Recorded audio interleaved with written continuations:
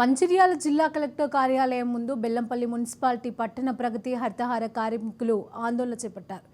అకారణంగా తమను విధుల నుండి తొలగించారనే ఆవేదన వ్యక్తం చేశారు. ఎన్నిసార్లు అధికారుల చుట్టూ తిరిగినా పట్టించుకోవడం లేదని హరితహారం కార్మికులు వాపోతున్నారు. తమను తిరిగి విధుల్లోకి తీసుకోవాలని డిమాండ్ చేస్తున్న కార్మికులతో మా ప్రతినిధి Arun Kumar face to face.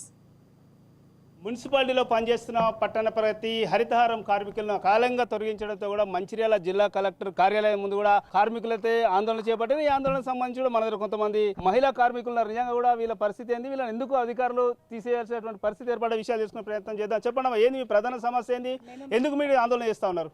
మేము ఫస్ట్ ఫారెస్ట్లో చేసినామండి. ఫారెస్ట్లో చేస్తే మరి ఫారెస్ట్ నుండి మున్సిపాలిటీకి అవసరం ఉండి మమ్మల్ని తీసుకొచ్చి 5 సంవత్సరాల నుండి అదేంటి పని చేయించుకొని ఇప్పుడు మళ్ళీ మమ్మల్ని వద్దనేసి జనవరి నుండి ఆపేసి మళ్ళీ 1 సంవత్సరం క్రితము తీసుకున్న వాళ్ళని ఇప్పుడు వాళ్ళని తీసుకుంటారంటారు. వాళ్ళకేమో పన్ను ఉందంటారు, మాకేమో పన్ను లేదు అనేసి చెప్తున్నారండి. మాకు 2 నెలల జీతాలు కూడా రాలేదు. మీరు చెప్పండి, ఎటువంటి ఇబ్బంది పడుతున్నారు, అసలు ఏంది మీ పరిస్థితి? నిజంగా కూడా ఎన్ని సంవత్సరాల నుంచి మీరు మున్సిపాలిటీలో పనిచేస్తారు?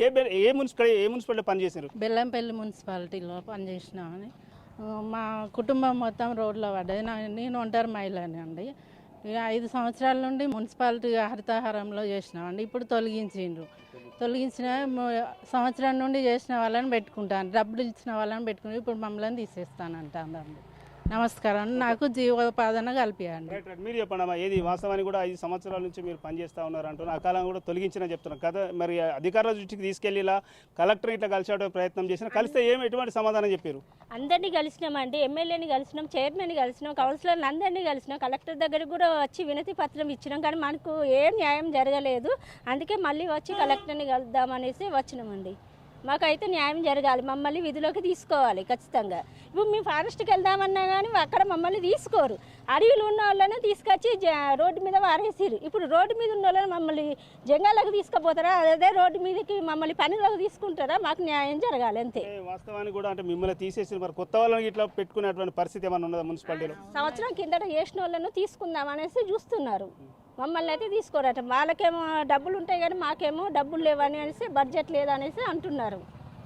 మరి వాళ్ళకేముండి వస్తాయి బడ్జెట్, మాకెందుకు రాదు బడ్జెట్? 5 సంవత్సరాల నుండి వచ్చిన బడ్జెట్ ఇప్పుడు ఎటు పోయింది? ఏమన్నా అంటే ఇప్పుడు కేసీఆర్ లేడు కదమ్మా, రేవంత్ సార్ ఇప్పుడు బడ్జెట్ మొత్తానికే తీసేసిండ్రు, మీకు జీతాలు ఇద్దామంటే బడ్జెట్ లేదు, ఏం లేదు అనేసి అంటున్నారు. అంతే. మాకు న్యాయం కావాలి, మమ్మల్ని పనిలోకి తీసుకోవాలి అంతే.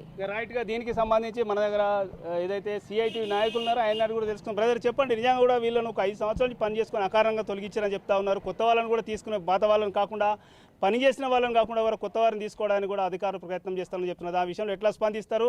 ఇలా సమస్యను పరిష్కరించడం కోసం మీరు ఎటువంటి ప్రయత్నం చేస్తారు? ఇప్పటికే ఆల్రెడీ అంటే బెల్లంపల్లి మున్సిపల్ పట్టణ ప్రగతి హరితహారానికి సంబంధించి గత 5 సంవత్సరాలుగా పనిచేస్తున్న కార్మికులకు సంబంధించి మరి ఈ సంవత్సరం 2024 జనవరి నుంచి స్థానిక మున్సిపల్ కమిషనర్ గారు బడ్జెట్ లేదని చెప్పి ఇలా విధులకు రావద్దని చెప్పి పంపించడం జరిగింది.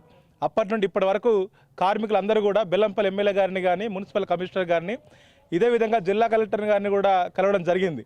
వాస్తవానికి ఏంటంటే ఇలా ప్రభుత్వం తీసుకున్నటువంటి ఏదైతే హరితహారం ఉందో కొన్ని వందల కోట్ల రూపాయలు ఇలా హరితహార మొక్కల పెంపకానికి ప్రభుత్వం ఖర్చు పెడతా ఉంది, కానీ ఆ మొక్కలను కాపాడుకోవడానికి మాత్రం ప్రభుత్వం చర్యలు తీసుకోవట్లేదు.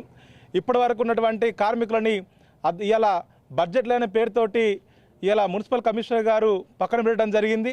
మళ్ళీ ఇప్పుడు ఇప్పటికైనా సరే బడ్జెట్ తెప్పించుకొనైనా సరే కార్మికులను మళ్ళీ విధుల్లోకి తీసుకోవాలని చెప్పి, అదేవిధంగా ఇలా మానవాళిని కాపాడుకునే దిశగా ఇలా చెట్లు అవసరం. అలాంటి చెట్లను కాపాడడానికి ఇలా కార్మికులు పనిచేస్తూ ఉన్నారు. కాబట్టి ఈ కార్మికులను విధుల్లోకి తీసుకొని వీళ్ళకి న్యాయం చేయాలని చెప్పి సిఐటిగా ప్రభుత్వాన్ని జిల్లా కలెక్టర్ గారిని విజ్ఞప్తి చేస్తూ ఉన్నాం. ఒకవేళ దీనిపైన ఇట్లా అధికారులు కానీ ప్రభుత్వం స్పందించకపోతే అదే మున్సిపల్ కార్యాలయం ముందు సమ్మె చేస్తామని చెప్పి మరోసారి ప్రభుత్వానికి తెలియజేస్తూ ఉన్నాం.